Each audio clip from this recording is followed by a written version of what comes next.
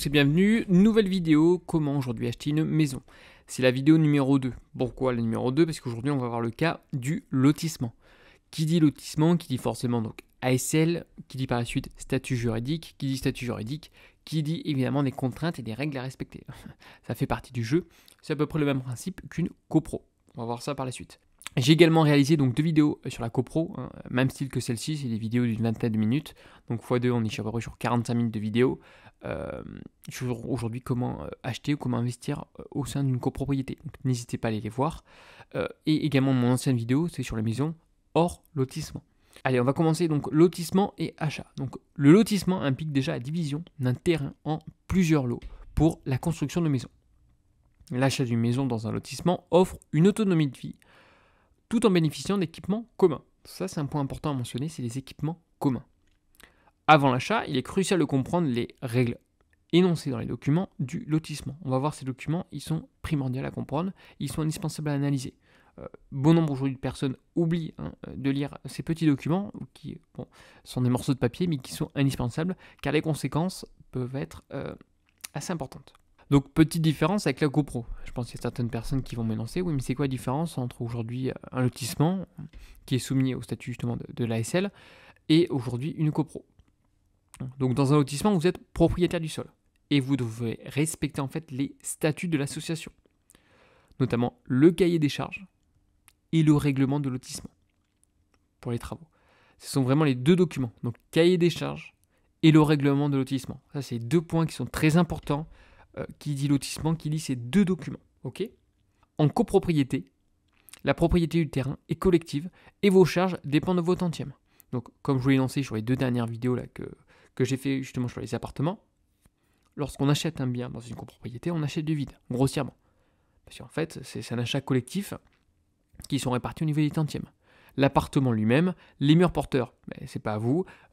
En haut le plafond, c'est pas à vous. En bas le sol, c'est pas à vous également. Toute modification justement de la structure du bâtiment demande aujourd'hui une résolution en assemblée générale. Ceci étant, il y a quand même aussi des avantages de vivre en copropriété, notamment sur les travaux qui vont être répartis en fonction des tantièmes. Lorsqu'on est dans une maison, c'est à vous quoi, c'est à vous à 100%, vous devez payer à 100%. Donc bon, il y a des contraintes, des avantages, et dans certains cas, c'est compliqué, on ne peut pas éviter la copropriété, notamment dans les très grandes villes. Alors, petite réglementation et code, donc en lotissement, la réglementation administrative relève justement du code de l'urbanisme, tandis que les relations avec les voisins régies par le code civil. Et dans le cas d'une copro, donc on est soumis justement à la loi du 10 juillet 1965. Bon, c'est un texte de référence. Hop, c'était le petit point juridique. Travaux et autorisations. Donc pour les travaux aujourd'hui dans un lotissement, le respect du règlement de lotissement est essentiel. Tandis qu'en copropriété, c'est l'autorisation de l'Assemblée générale.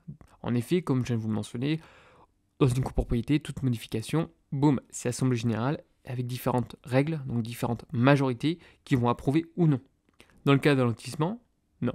C'est juste on doit respecter aujourd'hui le règlement et le cahier des charges.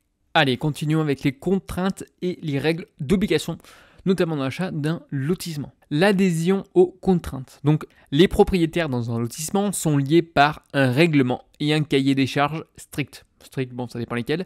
Mais voilà, encore une fois, dans un lotissement, il y a 2 documents à connaître parfaitement, c'est le règlement et le cahier des charges, qui régissent tant de l'intérieur que l'extérieur de leur copropriété. Enfin, de leur propriété. Durée et contenu des règlements. Donc, l'analyse des contraintes d'urbanisme spécifiques définies dans le règlement avec une durée limitée. On va voir ça par la suite, notamment sur 10 ans. Et du cahier des charges qui établit notamment des règles permanentes pour la vie collective. Encore une fois, cahier des charges, règles permanentes. Ça, c'est des points que j'ai mis en rose parce que c'est très important. Ce sont des règles permanentes. En revanche, on verra par la suite que le règlement, au bout de 10 ans, bye bye, il est caduc. Par contre, le cahier des charges est permanent. Gardez vraiment ça en tête, c'est très important. Remise des documents par le vendeur. Donc, l'important, c'est de recevoir donc, les documents suivants, donc comme je l'ai mentionné, règlement et cahier des charges du vendeur lors de la signature de la promesse ou du compromis de vente. Même avant, le plus tôt possible, mieux c'est.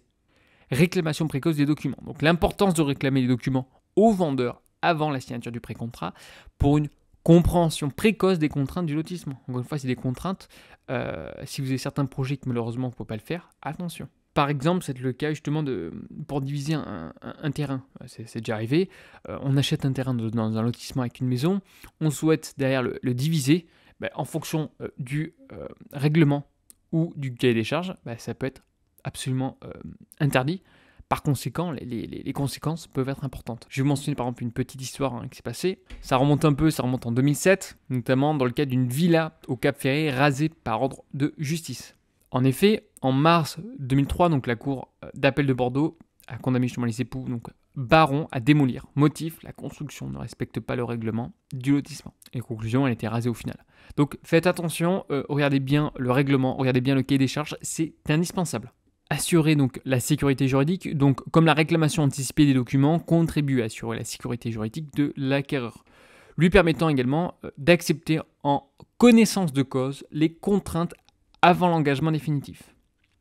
Compréhension préalable pour une coexistence harmonieuse, même principe qu'en copro. L'analyse approfondie des règlements et du cahier des charges avant l'achat comme préalable est essentielle pour éviter justement les mauvaises surprises et également derrière assurer une petite union harmonieuse et de peace and love au sein du lotissement. Alors l'impact du règlement de lotissement sur les règles d'urbanisme. Donc ça c'est un point également important, on va aller étape par étape. Le règlement de lotissement est établi lors de l'obtention de l'autorisation de lotir par le maire ou par le préfet. En général c'est le maire, notamment via aujourd'hui un lotisseur qui va viabiliser les terrains, ainsi de suite. Voilà. Il complète donc les règles d'urbanisme de la commune définies par le PLU. On a PLU, on a PLUI, s'il n'y a pas de PLU, PLUI, on est sur le RNU. Voilà, bref, l'urbanisme là aussi c'est une autre chose. Les contraintes qui sont plus strictes imposées par le règlement. Donc le règlement du lotissement impose souvent, je dis bien souvent, des contraintes plus strictes que celles de la commune, en général. Il précise donc des éléments tels que la surface maximale des constructions, l'implantation des maisons par rapport à la voirie, la hauteur, la largeur des façades, l'aspect extérieur des matériaux, l'expiration du règlement et application des règles du PLU. Donc les clauses du règlement deviennent donc caduques après 10 ans. Donc ça c'est un point important à regarder. Voilà pourquoi il est primordial de connaître notamment la date du règlement. Parce qu'au bout de 10 ans, il est caduc. Par contre, n'oubliez pas qu'aujourd'hui, que le cahier des charges, quoi qu'il arrive, peu importe après 10 ans, il est toujours valable. Donc depuis la loi Allure, donc 2014, les colotis ne peuvent plus demander le maintien des règles spécifiques du règlement au-delà de 10 ans après la délivrance de l'autorisation de lotir. Alors si l'autorisation de lotir a moins de 10 ans, le règlement est applicable. Je pense que vous l'avez compris.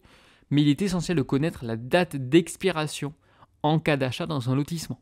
Au cours des 5 premières années, le règlement du lotissement est toujours applicable. Au-delà de 5 ans, le règlement de lotissement est toujours applicable s'il est plus restrictif que le PLU. Voilà, ça c'est à bien noter également. S'il est plus restrictif que le PLU. Donc grosso modo, le règlement après 10 ans, au revoir. Au-delà de 5 ans, attention notamment à bien lire le règlement de lotissement s'il est plus restrictif ou non que le PLU, le local d'urbanisme, et également de bien lire le cahier des charges. Le cahier des charges qui reste, quoi qu'il arrive, à vitam aeternam. L'impact du règlement de lotissement sur les règles d'urbanisme. Donc conséquences sur les projets d'agrandissement. Donc les futurs projets d'agrandissement doivent respecter non seulement les prescriptions d'urbanisme communal, mais aussi les stipulations spécifiques du règlement s'il est encore en vigueur. Encore une fois, date butoir 10 ans, comme on l'a vu. Transition vers les règles d'urbanisme communal. Si l'autorisation de lotir a plus de 10 ans, le règlement ne s'applique plus. Et seules les règles d'urbanisme communal du PLU entrent en jeu pour tout projet d'aménagement ou d'agrandissement. Voilà pourquoi il est primordial de connaître la date du règlement et sa date d'expiration. Vérification préalable pour les acheteurs. Donc les acheteurs dans un lotissement doivent s'informer auprès du vendeur et de la mairie sur les dates d'expiration. Ça c'est un point qui est extrêmement important. Voilà, si vous devez retenir quelque chose sur la vidéo, c'est la date d'expiration du règlement et que le cahier des charges, quoi qu'il arrive, il reste à vie et qu'il faut vraiment lire et examiner ces documents pour vraiment aujourd'hui connaître les interdictions, les autorisations du lotissement en question dans lequel vous souhaitez investir. Implication du cahier des charges sur la vie collective dans un lotissement. Donc on a vu le règlement, maintenant on est parti sur le cahier des charges. Nature et fonction du cahier des charges. Donc le cahier des charges, en tant que second document, je vais vous dire essentiel, voire des fois premier au bout des 10 ans, constitue une charte liant les colotis, définissant leurs obligations réciproques. Contrairement au règlement de lotissement, il ne relève pas de l'urbanisme, mais représente un contrat précisant les règles de bonne conduite collective. Après, c'est vrai que c'est assez similaire, c'est vrai que c'est compliqué de faire la part des choses entre le règlement et le cahier des charges.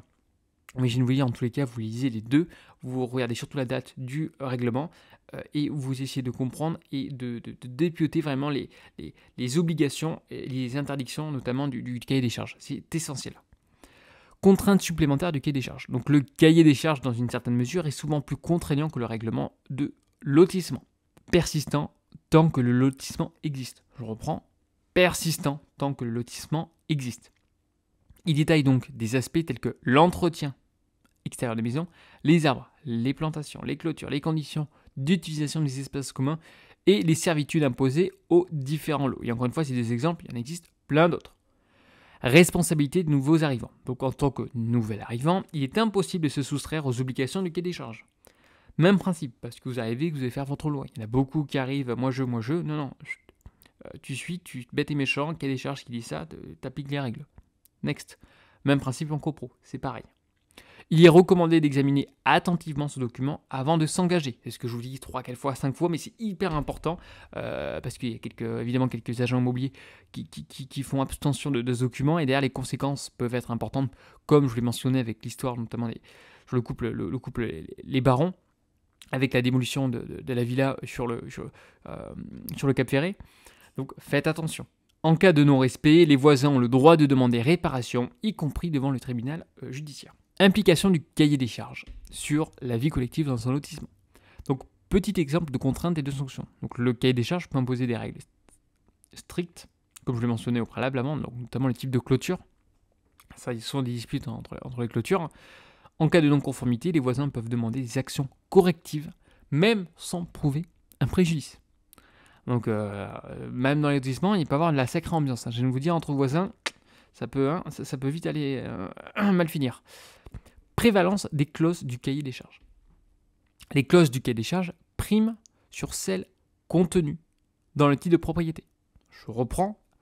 Les clauses du cahier des charges priment sur celles contenues dans le titre de propriété. Donc encore une fois, clauses du cahier des charges, c'est très important qu'il faut les examiner, les connaître. Par exemple, si les limites séparatives spécifiques dans l'acte de vente diffèrent de celles du cahier des charges, ces dernières prévalent. Vous imaginez les conséquences ? Donc, on scanne les clauses du cahier des charges. Voilà, le cahier des charges est extrêmement important. Le règlement est très important. Ça fait peut-être 15 fois que je le dis dans cette vidéo, mais j'ai vraiment envie qu'aujourd'hui les gens prennent connaissance de ces documents, car c'est fondamental. Alors, gestion des équipements collectifs dans un lotissement. L'originalité du lotissement réside dans la mise à disposition d'équipements communs, allant de différentes infrastructures donc ordinaires, telles que la voirie par exemple, les espaces verts, à des installations qui sont un peu plus sophistiquées, je viens de vous dire, telles que par exemple une piscine, des terrains de tennis, etc. Donc l'ASL, donc l'association syndicale libre, en principe, ces équipements sont la propriété de l'ASL, créés lors de la naissance du lotissement par le lotisseur. Au passage, lotisseur, beaucoup de personnes parlent du marchand de biens, mais lotisseur également, on peut avoir de très jolies marges. Alors aujourd'hui, c'est vrai que c'est plus compliqué, mais si on a un très très bon réseau, lotisseur, ça peut être relativement intéressant. Les marges peuvent être justement beaucoup plus importantes que dans le cas d'un marchand de biens. Alors on n'en entend pas beaucoup parler, lotisseur, ça reste un petit marché de niche, je viens de vous dire, tant mieux d'un côté. Mais le retour sur investissement, ça peut être vraiment jackpot. Je vous dis encore une fois, mais il faut avoir un réseau très très très développé. Dans de nombreux cas, les équipements collectifs, notamment la voirie, sont ultérieurement transférés à la commune. On verra ça par la suite. Généralement pour des questions donc de coût et de gestion. Avant de signer tout engagement, il est crucial donc de se renseigner sur différentes modalités de gestion et des équipements collectifs. Pourquoi ? Parce qu'évidemment, on aura directement un impact direct sur les charges, notamment sur les colotis, sur les propriétaires qui seront tenus justement de supporter justement ces dépenses afin d'entretenir justement ces équipements. Donc c'est également important de connaître les charges. Même principe qu'en copro, vous voyez, le schéma est souvent le même. L'objectif étant, c'est que voilà, vous comprenez vite fait le schéma, c'est tout le temps la même chose. Et si vous avez compris le schéma, vous allez faire beaucoup moins d'erreurs et ça va vous permettre par la suite de sélectionner de mon dossier. Donc je répète, je radote, ça fait un peu vieux crouton. Moi aussi d'un côté, je vous assure, hein, radoter c'est pas forcément un plaisir, mais c'est important. Franchement, c'est des choses qui sont assez importantes. Adhésion obligatoire à l'ASL, gestion et charges dans un lotissement. Lorsqu'on va acheter une maison dans un lotissement, l'adhésion à une ASL devient obligatoire, parce que je vous l'ai mentionné. L'ASL est responsable donc de la gestion et de l'entretien des espaces communs. Bon, bête et méchant, simple à comprendre. Les statuts de l'ASL précisent si elle est gérée par un syndic bénévole ou par un professionnel, rémunéré justement pour ses services. Bon, là encore une fois, je vous renvoie à mes vidéos. Syndic bénévole, syndic pro, ça va dépendre de différents paramètres. L'ASL, je viens de vous dire, c'est un peu plus simple à gérer qu'une copro, parce que notamment, il y a beaucoup de... Enfin, encore une fois, ça va dépendre de l'ASL. S'il y a des piscines, faites attention aux différentes sécurités, aux responsabilités, aux conséquences. Hein, s'il y a une noyade, attention. Donc, ça va dépendre du type d'ASL. Autrement, en général, sur les petites ASL, parce qu'il n'y a pas forcément des piscines dans chaque ASL, ou des terrains de tennis, par exemple. Mais voilà, une petite ASL avec quelques petites maisons aux alentours, on peut le gérer tout seul. Hein. Ça ne demande pas non plus une gestion qui est relativement importante, contrairement à une copro par exemple. Mais dès qu'on va arriver sur des équipements et sur des ASL un peu plus complexes, assez grandes, je vous conseille de passer par des professionnels. Encore une fois, ça reste que mon avis. Il détermine également si l'ASL a le pouvoir justement d'agir contre les infractions aux règles du lotissement, invitant ainsi au colotis d'intervenir individuellement. Voilà, là c'est quand ça part un peu en punchline. Impact de la cession des équipements à la commune. Souvent aujourd'hui, les colotis ont un intérêt financier de céder la voirie, donc les voies du lotissement, à la commune. Le but étant, bien sûr, c'est de faire diminuer leurs charges. Le transfert peut concerner donc la totalité des équipements collectifs et en général, c'est prévu notamment dans la création du lotissement. La cession intervient souvent pour un euro symbolique, bien que la commune puisse exiger au préalable la réfection, notamment des espaces et des équipements en mauvais état, ce qui peut sembler normal. Toutefois, la commune, encore une fois, c'est pas obligatoire. Cette cession n'est pas obligatoire. Certaines communes peuvent refuser, même si, dans la plupart des cas, généralement, la commune, aujourd'hui, il y a une cession qui s'effectue au cours du temps, tout simplement parce qu'aujourd'hui, les colotis payent, par exemple, une taxe foncière. Donc, autant que ça serve. Deuxièmement, également, à ne pas oublier, c'est que les règles ne sont pas les mêmes.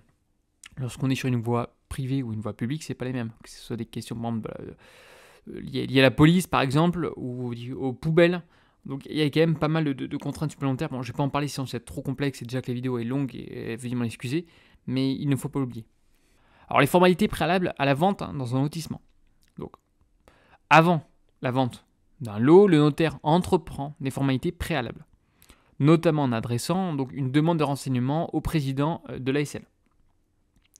Cette demande porte sur l'état du compte du vendeur et les travaux en cours et les éventuelles procédures en cours. Même principe qu'en copro avec justement l'état daté, c'est le même principe. L'objectif étant, c'est de protéger l'ASL ou de protéger la copropriété. Avis de mutation en cas d'association syndicale constituée. Si une association syndicale a été constituée, le notaire doit également envoyer donc un avis de mutation à l'association dans les 15 jours suivant le transfert de propriété. Donc possibilité d'opposition au paiement par l'association syndicale. Suite à l'avis de mutation, l'association syndicale a la possibilité de s'opposer au paiement du prix de vente si le vendeur demeure débiteur des charges envers l'association. En effet, ça reste normal aujourd'hui, une personne qui a des dettes, qui est débiteur envers justement, donc dans ce cas l'ASL, forcément avant il faut qu'il paye sa dette, ce qui semble également normal. Dans le cas suivant aussi, un débiteur ne peut pas continuer à acheter aujourd'hui au sein d'une ASL. Faut pas être fou non plus, une personne qui est débiteur qui ne paye pas ses charges va pas encore acheter aujourd'hui un bien dans l'ASL et encore une fois ne pas payer ses charges. C'est le même principe qu'en copropriété. Le but étant, c'est de protéger l'entité. Allez, la vidéo touche à sa fin. Petite question, petite ouverture. Préférez-vous aujourd'hui investir dans une copropriété ou dans un lotissement? N'hésitez pas à me donner votre point de vue dans les commentaires. N'oubliez pas s'il vous plaît un petit like, on s'abonne et je vous dis à une prochaine vidéo. Allez, bye bye.